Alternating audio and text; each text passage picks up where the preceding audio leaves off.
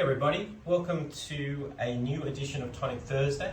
I've not done one of these for a while and I'm going to make a point of getting one of these videos out every week from now on a Thursday to coincide with my gym and tonic days for my trainees. So today I am going to show you a mobility drill, or a stretch if you will, which is really targeting the backside of our body. In particular, it's going to do some good things for your hips and for your thoracic spine, so the upper part of your back.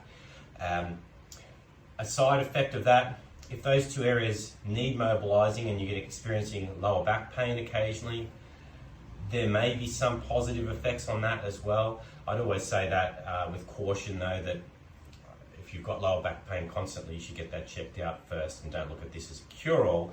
But it's certainly a great exercise. It's quite safe and it could have some positive benefits on that as well. So I'm going to jump right into it and show you the Bretzel 2.0. Okay. So to start with the setup, I've got a wall directly in front of me here, and what I'm going to do is I'm going to set up my leg so that this shin is in line with that wall, and my hips are both pointing towards that wall in front of me, okay? From there, what I'm actually going to do is rotate around. What I'm trying to do is I'm placing my hands roughly a foot from this leg in line, and the goal here is I already have a lot of rotation on my spine, okay? And my goal here is I'm trying to square up my shoulders so that they're in line with this hip. You can see at the moment this one's trailing back. So to begin with, you could simply just do some deep diaphragmatic breathing here with the idea that you're trying to encourage your body to relax into a deeper stretch. So breathing in and out through the nose.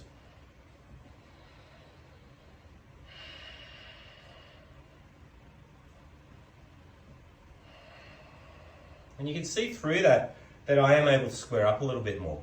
What can be useful to help you to become a little bit more square as well is to simply, with your eyes, look over the shoulder in the direction that we're trying to square up. So from here, I'm still using my breathing.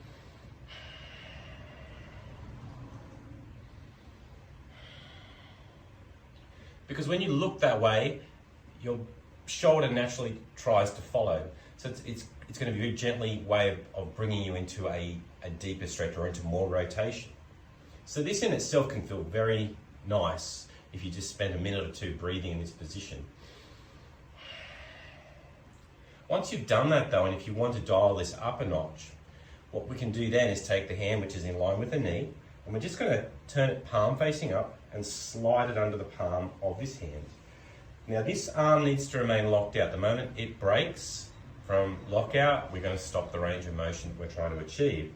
But I've got that one pinned under there, and then all I'm going to start doing is folding this way.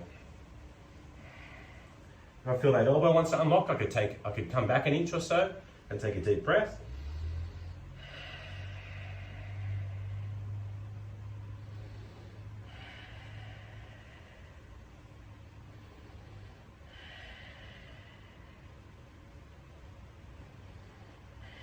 Like so. Always being mindful to keep this one locked out, and you'll really start to feel it introduced into this hip, particularly around this area here at that point. Now, there is one way you can dial this up a little bit further as well, and that is to straighten this leg out now. Place this under here, and the same deal.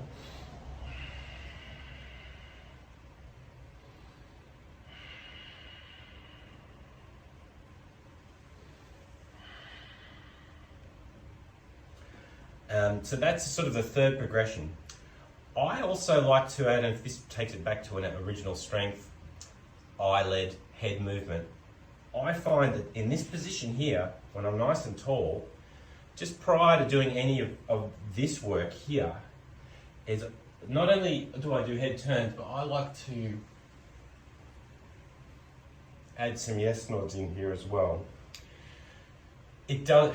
I can feel it all the way down my spine in a good way. I can feel all sorts of muscles activating down the line of my spinal column, and it just feels good. So I think it's if it feels good, do more of it. So just to recap, this movement here, when you're setting up, you're gonna, if you're facing this way, we're gonna pull the front leg up so that this shin is in line with the wall, okay? And then we rotate around, hands roughly 1 foot from this leg in line. And then the first thing we're gonna do is just use breathing to try to square up. So diaphragmatic breathing through the nose. We can use head turns to encourage that to square up. And then once you feel comfortable in that, we take this hand, palm up, push it underneath this one. This one is locked out, and we start to fold away from it, keeping a check on this arm that it stays locked out. If it wants to bend, you can stop, back it up an inch, take a breath, and continue until eventually you might get that elbow on the ground, okay? And then you can further progress it by eventually straightening the foot out and doing the same thing. And you'll really start to feel a nice stretch through that entire line. And then obviously do it on the other side. So that's the Bretzel 2.0. It's one that I use every week. If you have tied upper back, hips, lower back, it is definitely worth a shot and to plug into your routine. Any questions, hit me up in the comments. I will answer them. I hope this has been helpful, and I'll see you next week with another Tonic Thursday. Cheers.